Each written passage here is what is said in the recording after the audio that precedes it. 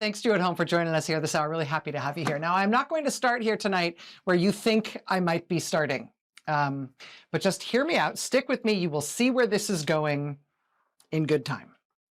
All right, today, amid just the blitz of headlines on what has been a gigantic news day following a gigantic news week, you might not have noticed the news today. You might not have seen the headline today that today a federal court blocked the Trump administration from cutting energy funding just for blue states. This is billions of dollars Congress appropriated for clean energy projects of various kinds all over the country. Trump administration decided, and they admitted this, they decided that just in blue states, just in states that didn't vote for Trump, they would cut all of that funding. They'd leave the funding in place in states that voted for Trump. They would cut it in states that didn't vote for Trump. A federal court today ruled that that is illegal and stopped the Trump administration from doing that. That ruling today came after another federal court today stopped Trump from shutting down a big offshore wind farm in Rhode Island and Connecticut. Trump's shutdown of that project, according to the courts today, was also illegal. And so yet another federal court blocked Trump on that as well, so that work on the wind farm will be able to go ahead. Both of those rulings today follow last night, yet another federal court blocking Trump, this time from cutting funding to the American Academy of Pediatrics. This is a doctors group, a pediatricians group that criticized the flock of ducks level insane quackery at Trump's Department of Health and Human Services under RFK Jr. Trump responded by canceling federal grants for the American Academy of Pediatrics. A judge has now ruled that that was illegal retaliation, and so Trump is blocked from doing that. That funding has to be reinstated.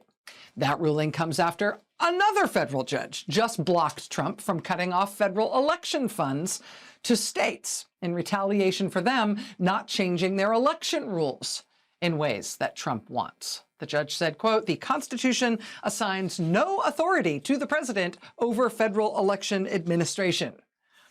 And so Trump got blocked on that one too. Shall I keep going? I could keep going. Another federal court just blocked Trump from freezing billions of dollars for childcare and social services for kids, again, in Democratic-run states as some kind of punishment against those states for electing Democrats, punishing them for that by cutting off the Temporary Assistance to Needy Families program. Because, what would Jesus do? Trump was also just blocked from doing that by yet another federal court. It's almost like he is losing all the time and everywhere now. There may still be people in America who are shocked that Trump keeps breaking the law over and over again, blatantly and insistently. The courts no longer appear to be shocked by that. And the courts now are just telling him no, very bluntly, every single day and often multiple times a day. And it's not even just the courts. As I know you are aware, last week in one 48-hour stretch, we had a Senate vote for a war powers resolution to block Trump from any further military adventurism in Venezuela. 5 Republican senators crossed over to side with Democrats to pass that war powers resolution. It was enough to advance that. It's going to get another vote in the Senate this week. That came right on the heels of 17 Republicans in the House breaking ranks with Trump and siding with Democrats on the Affordable Care Act to try to at least temporarily undo the disastrous decision Trump and Republicans made in their so-called Big Beautiful Bill, the decision to send tens of thousands of American families' health insurance rates through the roof. 17 Republicans crossed over, defied Trump, and joined with Democrats to pass that health care matter in the House. Now it's going to come to the Senate. Trump is now whining about how he might have to veto it if and when it passes in the Senate as well, because he definitely wants to make sure that people's health insurance premiums double or triple in cost for nothing other than something that he personally did. He apparently wants that. I mean, what we've just seen in Congress is one of the worst rebukes Trump has had from congressional Republicans since he has been back in office this whole disastrous year. And I got to tell you, this didn't get as much attention as it should, but right on the heels of that biggest rebuke that Trump has had in Congress, those series of decisions, both in the House and the Senate, Republicans crossing over to join with Democrats to rebuke Trump on multiple policy issues, right on the heels of the Senate giving Trump a one-finger salute on Venezuela and the House giving him a one-finger salute on what he did to people's health insurance. This did not get enough attention, but did you see this? Look, headline, Congress is rejecting Trump's steep budget cuts to science. Lead, Congress is racing to undo thousands of cuts to federal science programs that President Trump called for last year.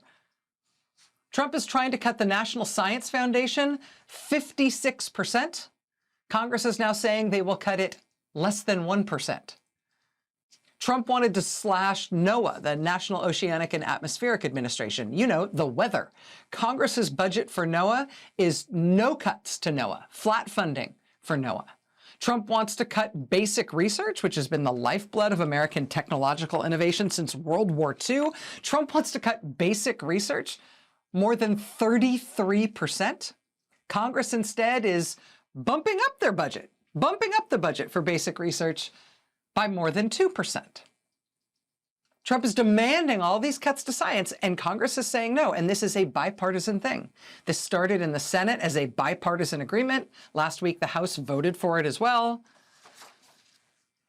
I know it's like muscle memory to assume, A, that Congress does nothing, and B, if they ever defy that rule and do something, it's always something bad. But that is changing a little bit here. And it's changing all against Trump. And Republicans in the House are down to such a slim margin there now that if every Democrat is present at the moment, Republicans can only afford one defection on any given vote. They can only give up one Republican vote in the House and still pass things that their leadership supports. And they know they're going to get walloped in the midterms. And with moderate Democrat Mary Peltola announcing today that she's going to run against the unpopular Republican Alaska Senator Dan Sullivan, that means that Democrats are getting pretty close to a shot at taking over the Senate in the midterms as well. They've got a shot at taking over the Senate in addition to the near certainty that they will take over the House. We've got the courts pushing back harder and harder, and now apparently losing that sense of shock they had that the administration really is just blatantly breaking the law all the time. The courts are finally getting it and pushing back and seeming to understand what it is they're up against. We've got the Congress, believe it or not, in some ways pushing back, while simultaneously Republicans are losing any hope of hanging on to power in Congress. It looks like the Democrats will be taking over. Today, Democratic U.S. Senator Mark Kelly brought a new kind of fight against the Trump administration. He brought a high-powered lawsuit against Trump and against Pete Hegseth and the rando art collector fundraiser guy who Trump inexplicably named to be Navy Secretary. Senator Kelly is suing to block their efforts to reduce him in rank and dock his retirement pay for the grave crime of saying out loud the true statement that U.S. service members are supposed to disobey illegal orders. He's now suing them for that. Speaking of suing the Trump administration, the city of Chicago and the state of Illinois and the state of Minnesota and the cities of St. Paul and Minneapolis have all brought major lawsuits tonight against the Trump administration to try to stop the attack by Trump's federal agents on those states and those cities. Trump's attack on Minneapolis in particular has been absolutely chaotic and bizarre and totally incoherent, even more so in the wake of the killing of Renee Nicole Good last week by an ICE officer who last week shot her 3 times through her windshield and her open driver's side window. I mean, it's just been nuts in Minneapolis. In this one Minneapolis home, these totally out of control, heavily armed officers broke down the door and rammed their way inside as the homeowner demanded to see a warrant allowing them to enter. The Associated Press reporting tonight that those agents didn't have a warrant from a judge authorizing their forced entry into a private residence, but they just did it anyway into a home with kids inside, apparently completely disregarding any applicable law. This was today in Minneapolis as well. A man named Christian Molina, a U.S. citizen, was driving south on 36th Street in South Minneapolis. He says he inadvertently made eye contact with an ICE officer who was lurking in an alley watching cars go by.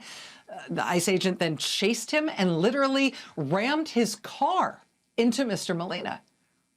Rammed his car into Mr. Molina's vehicle, into the rear driver's side of his car, and then demanded that Mr. Molina show his papers. Mr. Molina is a U.S. citizen. According to the Minneapolis Star-Tribune tonight, quote, as agents confronted Christian Molina, dozens of community members came outside to disrupt them. The people who responded to that scene included a Minneapolis City Council member who told the paper that after Mr. Molina told the agents he knew his rights and that this was an illegal stop, and he didn't need to show them anything. And after all of those people poured into the street to support this guy, the agents, I kid you not, what did they do? They set off 2 tear gas canisters in the street and then ran away. That was their contribution to public order and safety in South Minneapolis today. Here's another standoff from this weekend. A woman in Minneapolis ordered DoorDash, and ICE apparently chased the woman doing the delivery for DoorDash, chased her into the customer's home where she was dropping off the food because she works for DoorDash. The homeowner, in a fit of righteous rage, absolutely stood her ground and told ICE that they were not coming into her home to get this woman, that they needed a warrant to do it. And if they didn't have that warrant, she was not letting them in. And she called the cops on them, and she called her neighbors, and her neighbors came out, and everybody was standing there blowing whistles and yelling at them. And eventually they left and they drove away without the freaking DoorDash driver who they were trying to pursue like she was Osama bin Laden into the caves, right? They fled, they left, they drove away after terrorizing everyone in that home and on that block. Even today, an hour outside Minneapolis, in St. Cloud, Trump's agents, dozens of them, tried to muster some kind of military-style show of force at a mini-mall parking lot in St. Cloud, Minnesota. They were soon surrounded by hundreds of local residents telling them to get out. They were so overwhelmed with the way the neighborhood responded, Trump's agents got stuck there in the mini-mall parking lot. A Democratic state senator had to intervene to ask the crowd to please let the federal agents leave because they otherwise couldn't. Finally, after about an hour, people allowed these tough guy masked agents to turn tail and leave with their tails between their legs. This is how they're conducting themselves. They would appear to have absolutely no clue what they are doing. This is not what professional immigration law enforcement looks like. What this looks like is military-style weapons and gear given to masked, unbadged secret police who appear to have learned their tactics by playing video games about real wars and fantasizing about being scary to women. And if they think by what they're doing, they are attracting people to their cause or intimidating people into not turning out to protest against them, or into not turning out to watch what they're doing, to record what they're doing. Well, they're very seriously wrong about that. I mean, this is also today in Minneapolis. Local school kids in Minneapolis en masse walking out of their school to tell Trump's federal agents to leave them alone and get out of their town. Tonight, we're going to talk about what Minnesotans are doing to try to protect their schools, forming human chains around Minnesota public schools at pickup and drop-off. The Wall Street Journal reporting this weekend on a surge in, quote, volunteers, many of them moms already involved in their schools, using Google Docs to divvy up tasks such as delivering groceries to immigrant families. Volunteers are on hand at drop-off and pickup at schools with whistles to blow in case ICE agents show up. The Immigrant Defense Network telling the Washington Post that they have trained about 2,000 people total to be ICE observers in the Twin Cities. About 2,000 people total, but then the day after ICE killed Renee Nicole Good in Minneapolis, they got a huge surge. They had 354 people show up in one day, the very next day, to be trained to be ICE observers. 354 people showed up in one day. Here today is Minneapolis's Mayor Jacob Frey, flanked by the state attorney general and other state leaders, talking about their big new lawsuit against the Trump administration. The mayor saying, quote, Donald Trump should know that as long as federal agents are in our city acting unconstitutionally against our neighbors, we will continue to push back with everything we've got. Here are Democratic members of Congress turning up at the local ICE detention facility, the local ICE jail in Minnesota, demanding to be let in because as members of Congress, they are allowed by law to inspect any federal facility like that at any time with no notice. But these members of Congress were nevertheless turned away. Today, Democracy Forward went to court to force ICE and force the Trump administration to let those members of Congress in because that, in fact, is the law. And again, if they were hoping that their shambolic and chaotic violence would dissuade Americans from standing up to them, well, they do not understand Americans. They do not understand how we are wired. It is having the opposite effect. These were some of the huge protests this weekend against ICE and Trump in Minneapolis. And it wasn't just in Minneapolis. It was literally everywhere over these last few days. This was downtown Colorado Springs, Colorado, where Renee Nicole Good is originally from. This was a big protest this weekend in New York City against ICE and against Trump. And it wasn't just big cities like Minneapolis or even New York City. This was Clayton, Missouri this weekend. Clayton, Missouri. This was Memphis, Tennessee this weekend. This was Washington, D.C. this weekend, including protests outside the White House. And hold that thought because there's something else that's going to be happening in Washington, D.C. tomorrow that you're going to want to know about. We'll have more on that in a moment. This was Boston this weekend, really big crowd in Boston protesting against Trump and against ICE. This was Carson City, Nevada this weekend.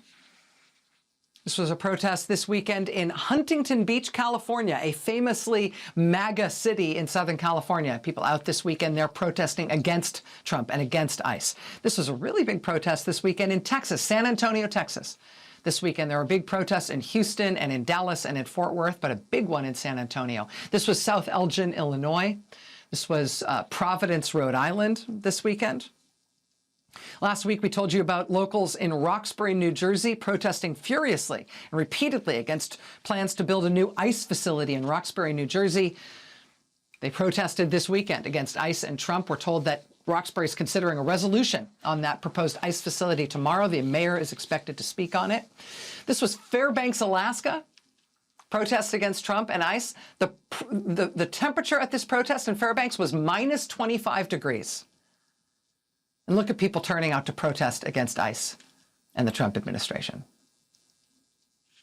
I have to tell you, I'm only scratching the surface here. Usually when we have this many protests to cover all over the country, it's because there's been some long planned thing where people had weeks of notice, right, for some, upcoming next big protest. That was true with the first No Kings Day and the second No Kings Day. Also the big hands-off protests that happened last spring. People had weeks of notice for those. There was lots of national organizing around them. People had a chance to get ready and make their plans.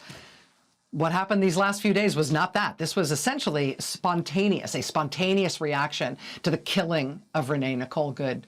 And it happened everywhere. Well over 1,000 protests taking place over these last few days in every state in the country. And some of them, yes, were loosely organized under the same banner, under the name ICE Out for Good, honoring Renee Good. But again, this was not a big, long lead time national organizing thing. This was spontaneous and instinctual everywhere. And so today's one of those rare days when I can actually show you the protests, not by just me individually giving you like first-person coverage of every protest by people who were in them. I can actually today show you media coverage and headlines about the protests because every news outlet in the country covered these protests over the past few days. They were big, they were instant, they were instinctual, they were spontaneous, they were self-explanatory. They happened for a clear and obvious reason that everybody in the country instantly and instinctually understands. And so every paper in the country, every news source in the country had headlines like this. The Associated Press: anti-ICE protesters assemble across U.S. after shootings in Minneapolis and Portland. USA Today: thousands march in Minneapolis and elsewhere to protest ICE. New York Times: anti-ICE protests spread nationwide. CNN: anti-ICE protests held across U.S. after agents' fatal shooting of a woman in Minneapolis. NPR: nationwide anti-ICE protests call for accountability after Renee Good's death. Daily Beast: anti-ICE protesters flood 500 cities days after Minneapolis killing. The Guardian newspaper in London: U.S. protests condemn ICE killing of Renee Good and, quote, a regime that is willing to kill its own citizens. Looking around the country, you see this everywhere. Salt Lake Tribune: ICE out for good protests unfold in Salt Lake City and other Utah cities after Minneapolis killing. WFAA in Fort Worth, Texas: hundreds gather in Fort Worth for ICE out for good protest. In Nebraska, KETV: ICE out for good protest draws protesters to central Omaha, Nebraska. KSHB in Missouri: 1,000 demonstrators attend vigil and protest against ICE in Kansas City. Spot On, Alabama: locals protest ICE shooting of Minneapolis woman outside Huntsville, Alabama City Hall. In South Carolina, WACH: protesters at South Carolina State House demand justice for Renee Good, shot by ICE. In Kentucky, WLKY: hundreds gather in Louisville to protest after ICE agent fatally shoots woman in Minnesota. KALO News in Arizona: quote, she was assassinated. Tucson residents pour out in protest after ICE kills Minnesota woman. The Bonner County Daily Bee in Idaho: over 200 attend Sandpoint, Idaho, ICE out for good protest.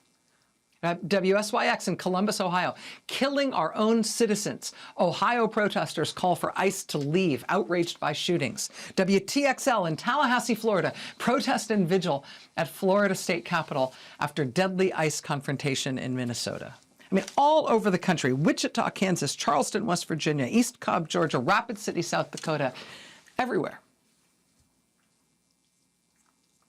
The American people are reacting instinctively to what Trump is doing to us now. The American people are using their small d democratic muscle memory to respond reflexively to what is happening, to use our right of free speech, our right to freedom of assembly, to use it, to say no. And from this point that we're in, this place of profound weakness for this historically unpopular president, no president at this point in his second term has had approval ratings this low other than Richard Nixon. And at this point in Richard Nixon's second term, he was less than a year away from resigning. From this point of profound weakness and unpopularity for this president, fueled by near universal moral revulsion at what he is doing to the American people, something that he apparently thinks he should respond to by becoming more extreme and more violent and more morally repulsive, thus radicalizing more and more American citizens against him every day. From this point of profound weakness and political malpractice, now he has decided to take a wild swing at the American economy and the U.S. dollar by threatening the chair of the Federal Reserve with criminal prosecution. Fed Chair Jerome Powell responded last night in an "I will not be intimidated" video statement. Multiple Republican senators have responded with their own moral and political revulsion, saying not only that they're against what Trump is doing and they're supporting Jerome Powell, but crucially, if this is how Trump is going to use the U.S. Justice Department, then maybe it's the U.S. Justice Department that needs to be investigated by Congress. It's Republican senators saying that. The Republican chairman of the House Financial Services Committee is condemning this jeremiad against Jerome Powell as well. The rabidly right-wing Wall Street Journal editorial board is out tonight with an editorial calling this a, quote, self-defeating fiasco and a self-defeating scheme that should result in the, quote, firing of those responsible before they can be the cause of, quote, any more embarrassment. And, you know, economically, Maybe you voted for the Republican because you thought, oh, Republicans, good with money. Trump has brought job growth in this country down to a 16-year low. Trump has dragged factory activity and manufacturing levels back to the Stone Age. At the micro level of individual American families' finances, Trump's policies, not random external factors, but Trump's specific and deliberate policies have created deliberate man-made financial harm on health insurance costs, which he apparently accidentally exploded, on electricity costs, which he apparently accidentally exploded. And now for millions of Americans, he's going to be garnishing their wages for their student loans too. Again, none of these are externalities. None of these are economic factors that are imposing on his presidency. These are all policies that Trump chose to choose, all of which are deliberately hurting American families economically, while he has broken the job market and absolutely failed in any rational attempt to tackle inflation. And now he's threatening to jail the Fed chief, which should devalue the dollar and inch us that much closer to needing a wheelbarrow full of bills to buy a loaf of bread. Who's on his side at this point? Who's he winning over? They said it couldn't be done, but Congress is waking up. Yes, this Congress. And I can hear you scoffing at me through the television. I can. Look up what I said about the science funding. I know you don't believe me. Just look it up. The Congress, in its way, is waking up. The courts are waking up. The people are absolutely fully awake. We are getting there, you guys. We are not even a year into this mess yet. And already it is all systems go. Stay with us tonight. We got a lot to get to.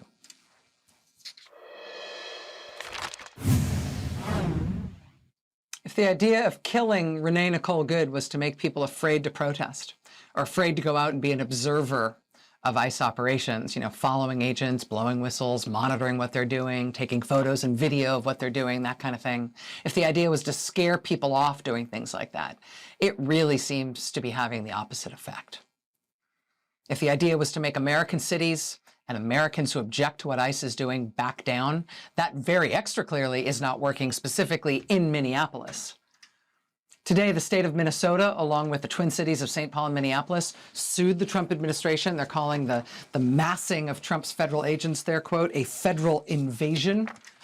City of Chicago and the state of Illinois filed a similar lawsuit today seeking a court order essentially to evict the plague of Trump's agents who have invaded their city and their state. If the point of surging thousands of federal agents into downtowns and strip malls and neighborhoods, the point of shooting people was to frighten Americans out of protesting against them and following them around and watching them like hawks, that is definitely failing. One of the places it's failing is in schools. For the countless and varied volunteer ICE watch groups in Minneapolis right now, schools have become a real priority. Showed you footage earlier of school kids in Minneapolis walking out today in protest of ICE. At schools, drop-off and pickup have been where volunteers have been forming human chains to protect students and staff as they come and go. The group Take Action Minnesota telling the Wall Street Journal that they've mobilized around 1,000 volunteers, mostly parents, for public schools in Minneapolis. Volunteers have been showing up at drop-off and pickup. They've been signing up to help immigrant families, delivering groceries to them if that's what it takes, if they're too afraid to leave home. But they've got whistles when they're doing this work, whistles to blow in case ICE shows up, to let everybody know what's happening, to give people a chance to protect themselves. One leader of Take Action Minnesota telling the Wall Street Journal, quote, we wanted to have folks ready to respond. Amanda Otero continuing, quote, everyone is all aligned. We don't want ICE in our schools. Joining us now is Amanda Otero. She is a Minneapolis parent. She's co-executive director of Take Action Minnesota. Ms. Otero, I really appreciate you taking the time to be here tonight. Thank you. Thank you for having me, Rachel. We showed a bunch of footage in the previous segment about some of the really chaotic violence that's been carried out by Trump's federal agents in your city, and the way people are responding both to the killing of Renee Good, but also responding spontaneously when those acts of violence are happening around the city. let me just ask you how you're doing, how your community's doing, how you think people are holding up. You know, I'm really angry. A lot of us are angry. Let me take you back to last week, Tuesday morning at my child's preschool, as 3 and 4 and 5-year-olds were getting dropped off in their little snowsuits. Parents and teachers looked up, and not a block away, federal agents were tear gassing neighbors and arresting legal observers. Parents and teachers worked quickly to get the kids inside and safe. And that's becoming a daily occurrence here in our neighborhoods. And so I'm feeling devastated at the trauma and the terror that we're putting our kids and our neighbors through. And I will also say I'm feeling really proud of Minneapolis. We have a lot of love and courage, and folks are showing up to take care of each other. And we're not going to stop doing that. In terms of folks showing up, we've heard from some nonprofit groups and some sort of recently formed activist groups saying they've seen a real surge recently in volunteerism, in people wanting to do this kind of ICE observation or kind of community response work, especially in the past week, especially in the week of Ms. Good being killed by an ICE agent. Have you seen the same surge in interest at your organization? Absolutely. You know, we have had a surge of federal agents on the ground since December 1st, when Operation Metro Surge began. And every day that goes by, more and more people are joining us and playing all kinds of roles. As you've mentioned, ICE Watch and patrolling pickups and drop-offs, but also giving rides to students to school, delivering groceries for families, running errands for them, doing everything we can to keep our neighbors safe. In terms of the kind of involvement that you're seeing, are the people who are volunteering and working with your organization doing those kind of things you just described, is it generally people who have an activist history, people who've been involved in other sorts of activist groups and other issues over the years? Or are you finding that just regular civilian folks who've never really been involved in things before feel like this moment is different and this is a time to get involved, even if they haven't done this kind of work in previous parts of their lives?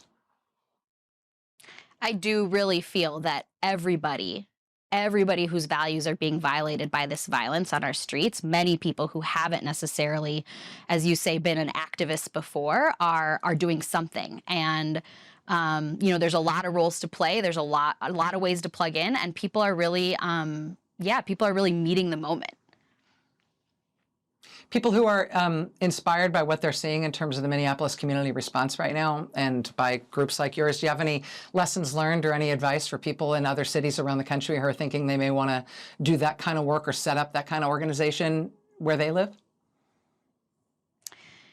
You know, there's no special formula, and it's really just about neighbors looking out for neighbors and doing the regular things that we do. Again, groceries, rides, looking out for each other on the street. And, what I really want folks across the country to know about what's happening here in Minneapolis is that we need every single person, not just here, but everywhere, off the sidelines, calling for ICE to leave our state, to get out of our communities. And we need every elected official, from the highest levels of government on down and from every political party joining us in that fight and in advocating to get ICE out of our communities. Off the sidelines. Amanda Otero, Minneapolis parent, co-executive director of Take Action Minnesota. Thank you so much for your time tonight, and good luck. Stay safe. Thank you. All right. Much more news ahead here tonight. Stay with us.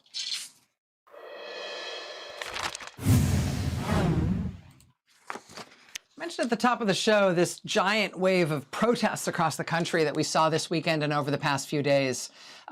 Peaceful, clear, rapidly organized protests in response to the ICE killing of 37-year-old Renee Nicole Good in Minneapolis.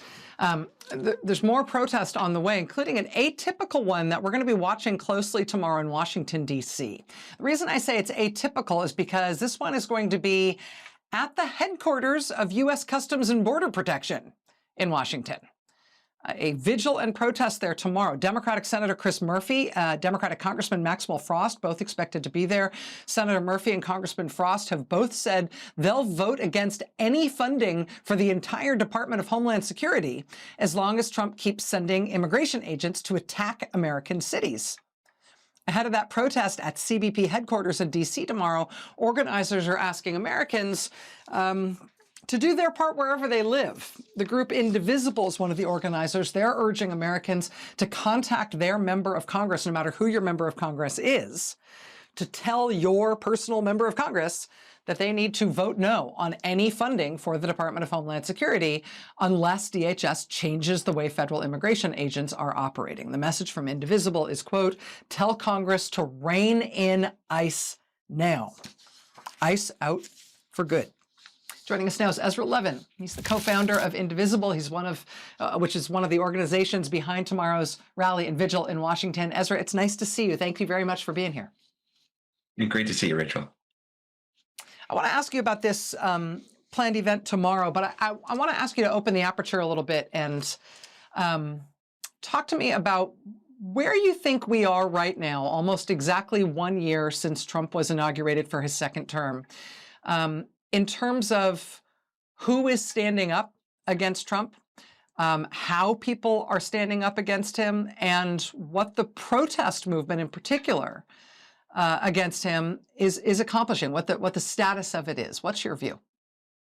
Rachel, I hate to take us back to early 2025, but if your viewers don't mind, I'd like folks to remember how dark everything was back then. It wasn't just that Trump was coming in with his regime and his Project 2025 agenda. Everywhere we looked, elites were collapsing, whether it was media institutions or law firms or universities or leaders of the Democratic Party. They were looking for ways to just bow down to Trump.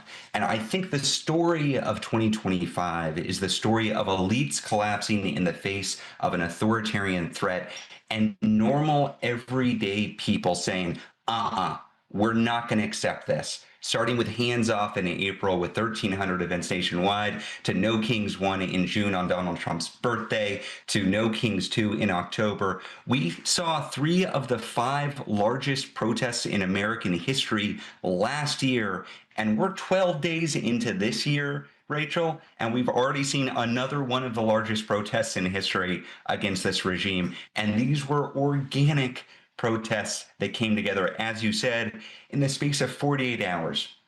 So I think where we are now is, one, an authoritarian regime that is undeniably weakened compared to where it was a year ago. Its support is drastically lower. It has met defeat again and again and again at the ballot box and in the courtroom and in the court of public opinion. And also, us pro-democracy Americans, we have not won yet, because a weakened authoritarian regime is in many ways more dangerous. And I hate to say this, Rachel, but I believe it to be the case. I think it's going to be worse before it gets better, but I think it's going to get better because we're going to make it better. We saw what making it better looks like. We saw organic outrage, which is the responsibility of Americans everywhere to display outrage right now at what this regime is doing. That outrage is our job. The event tomorrow is with elected officials. Elected officials can display outrage. I like some outrage from elected officials, but their job is to act, to use the leverage that they have to make our lives better. And that's what Chris Murphy, and that's what Maxwell Frost, and that's what some leaders at the local level are talking about doing now. We as Americans need to cheer them on. And for those Democrats and other elected officials from any party who are not standing up in defense of their constituents, we need to put the pressure on them so we see some change. Ezra, I started off the show tonight talking in part about what's going on in Congress, where we do actually see some signs of life. The war powers resolution against what Trump did in Venezuela in the Senate, the discharge petition in the House on health insurance premiums, on the Affordable Care Act. Even an effort that didn't work, but a serious effort mounted to overturn 2 Trump vetoes. We are expecting more from Congress, including in its funding bills. We are seeing them act to, for example, completely counteract Trump's demanded cuts to science, including basic science and the National Science Foundation and these things. And I can feel through the ether people responding to that by dismissing it and saying, oh, Congress doesn't matter. The legislative branch of government doesn't do anything. They're only a source of outrage or disappointment. There's no reason to look to them for anything.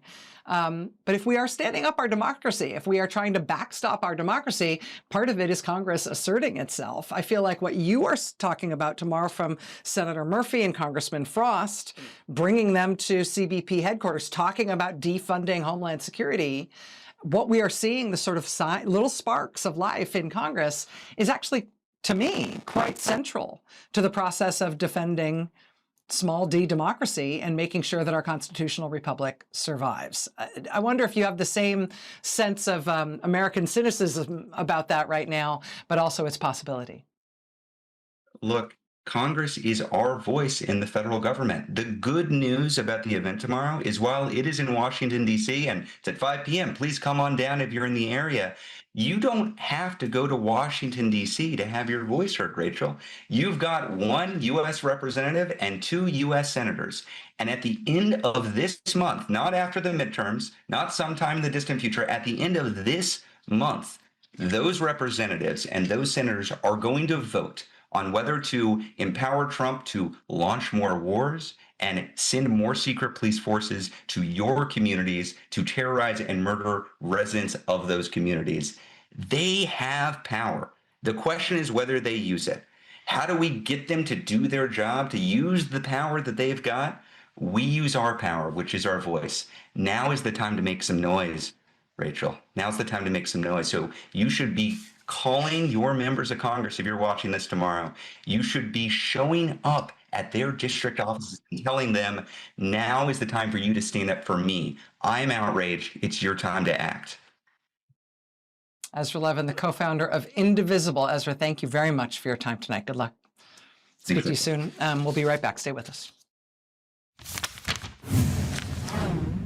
All right, this involves both a scoop and something to watch out for tomorrow.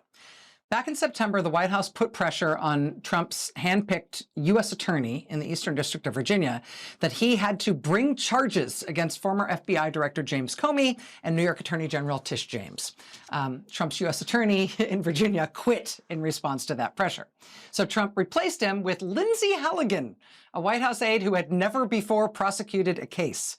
She actually did manage to bring charges against Comey and Tish James for a hot minute before a federal judge dismissed the charges, finding, among other things, that Lindsay Halligan had been illegally appointed to that job, that she was not, in fact, the U.S. Attorney for the Eastern District of Virginia. The Justice Department's appealing that, but apparently the administration has nevertheless been trying to resurrect the case against James Comey anyway, and now they have failed at it again. Today, MS Now's Carol Leonnig and Ken Delanian were first to report that Trump's Justice Department has fired now the second in command under Lindsay Halligan at that U.S. Attorney's office because he also declined to pursue the Comey case.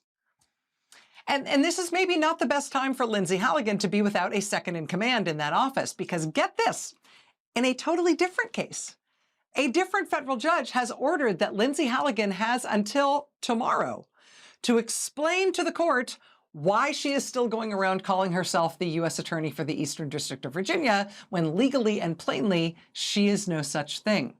The judge has ordered that, quote, Ms. Halligan shall further explain why her identification does not constitute a false or misleading statement. The judge says that could, quote, constitute misconduct and be grounds for discipline. Again, she has to explain why she's still calling herself a U.S. attorney. That response from Lindsay Halligan is due tomorrow. Watch this space. Just one last thing. Ahead of the MLK Day holiday on Monday, here on Sunday night, on the eve of the MLK holiday, we're going to air the documentary I recently made about civil rights legend Andrew Young, who is one of Dr. Martin Luther King's most trusted advisors. That documentary that I produced, it's called Andrew Young, The Dirty Work. If you haven't yet seen it, we're going to be re-airing that this upcoming Sunday here on MS Now at 10 p.m. Eastern Time. All right, that's going to do it for me for now.